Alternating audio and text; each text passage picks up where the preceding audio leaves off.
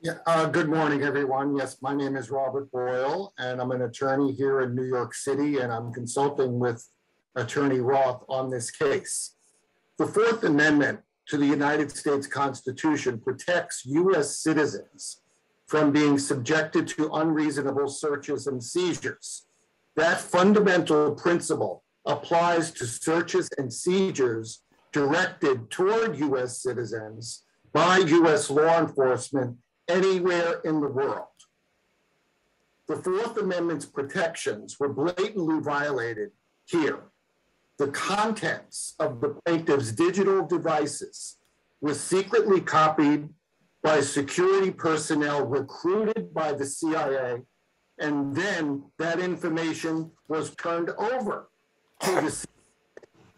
This was all part of an intentional plan.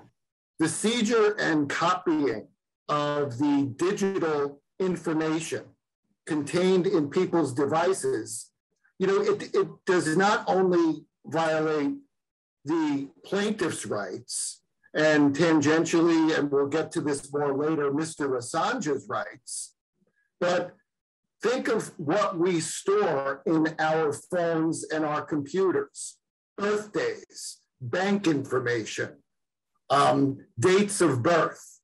All of this was recorded and then given over to the Central Intelligence Agency.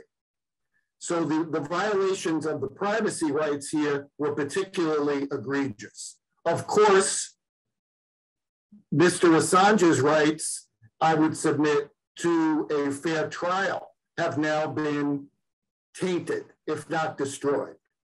The recording of meetings with friends, with lawyers, the copying of his attorneys' and friends' digital information taints the criminal prosecution, because now the government knows the contents of those communications. And there should be sanctions, even up to dismissal of those charges or withdrawal of an extradition request to in response to these blatantly unconstitutional activities. Thank you.